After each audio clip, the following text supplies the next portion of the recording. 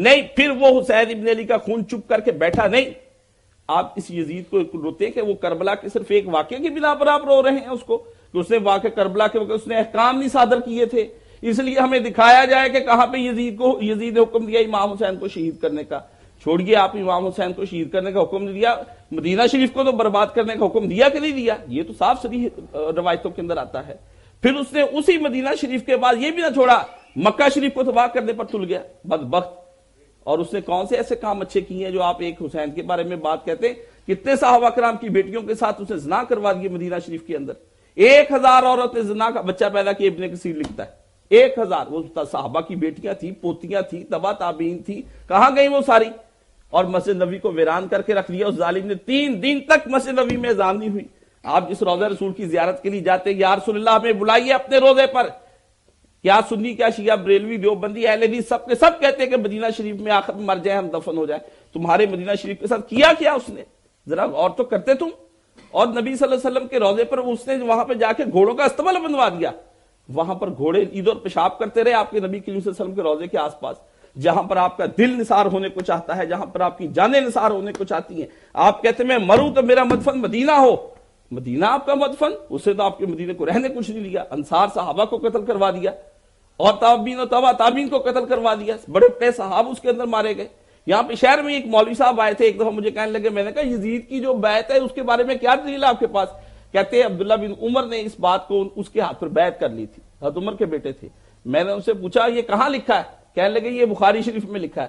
میں نے کہا جس بخاری میں یہ لکھا اس سے پہلا فقرہ تم نے نہیں پڑھا کہ ثم خالا اہل المدینہ تھی؟ جب اہل مدینہ نے بیعت توڑ دی تو عبداللہ بن عمر نے کی. اہل مدینہ میں تھا کون؟ 10,000 صحابہ کرام موجود تھے جنہوں نے یزید کی بیعت نہیں کی. ایک عبداللہ بن عمر کا قول لے کے تم اس کے ہاتھ پر بیعت کرنے کے بارے میں جواز ڈھونڈتے ہو. وہ 10,000 صحابہ کہاں جائیں گے جن کی قبریں بعد میں جا کے بقیع کے اندر بنی ہیں؟ ان بیٹیوں کا کیا بنے گا؟ ہرا کے اندر آپ لوگ جاتے ہیں زیارتیں کرنے کے لیے. میں تو خدا را آپ سے کہتا ہوں یہ زیارتیں جو آپ کرتے ہیں نا احد اور بدر کی طرف جاتے ہیں، اس کے علاوہ ہرا کی طرف بھی جایا کریں. یہ اس طرف قباء کے ساتھ ساتھ بنی وہ سڑک. میں مولانا کے ساتھ گیا، میں جا کے ڈھونڈ کے آیا کہ یہاں پر مدینہ والوں نے وہاں پر جنگ کی تھی اس ظالم کے ساتھ. تو آپ کبھی ادھر بھی دیکھ کے آیا کریں، ہسٹری کو دماغ میں رکھ کے.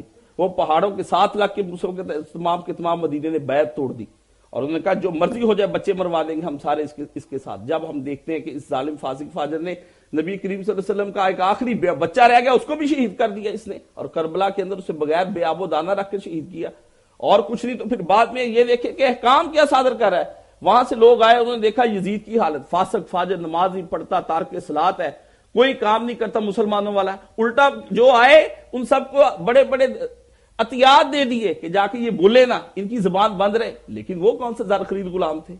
انہوں نے اسی وقت سنا آ کے حضرت عبداللہ بن متین اور دوسرے ایک صحابی تھے، انہوں نے مل کے وہاں پر یہ مشورہ کیا کہ اب اس آدمی کے ساتھ کیا کرنا ہے. انہوں نے کہا نہیں 1 منٹ بھی نہیں رہنا. مدینہ میں آتے انہوں نے کہہ دیا، ٹوپی تھی اس کے سر پر صحابی کے، اس نے اتار کے پھینک دی.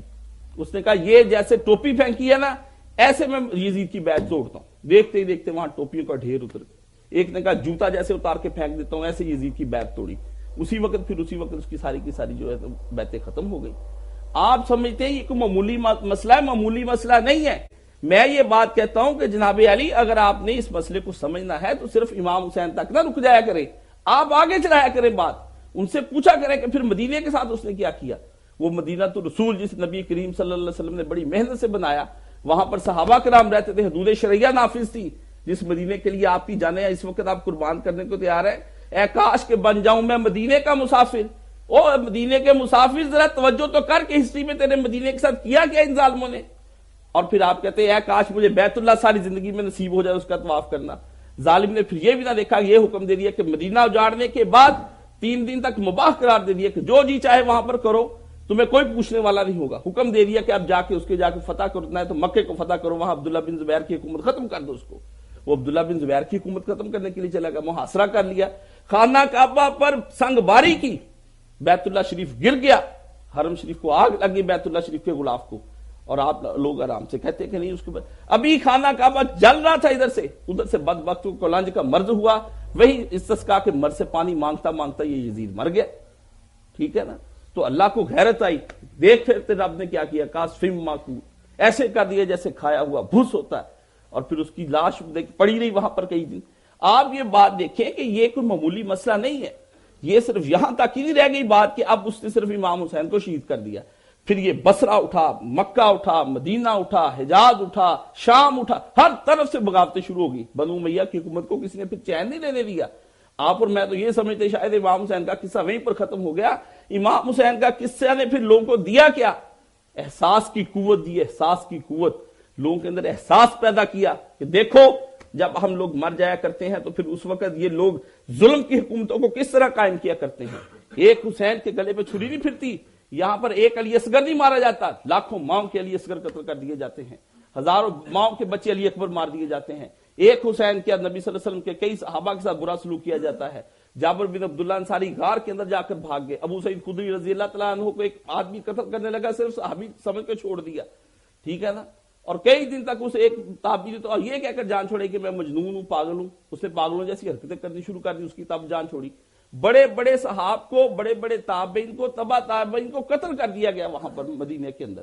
آپ یہ سمجھتے کہ صرف ایک حسین شہید ہو گیا؟ حسین خود صحابی نہیں ہے، نبی کریم صلی اللہ علیہ وسلم نے بیعت ہی لی، حضرت حسن سے لی، حسین سے لی، عبداللہ ابن عباس چھوٹے چھوٹے ننھے بچے تھے، ان کے علاوہ کسی سے بیعت نہیں لی۔ اس وقت لی اپنی زندگی میں بیعت کہ کر بچوں میرے ہاتھ پر بیعت کہ تم اس خدا کے علاوہ کسی کو شریک نہیں کرو گے۔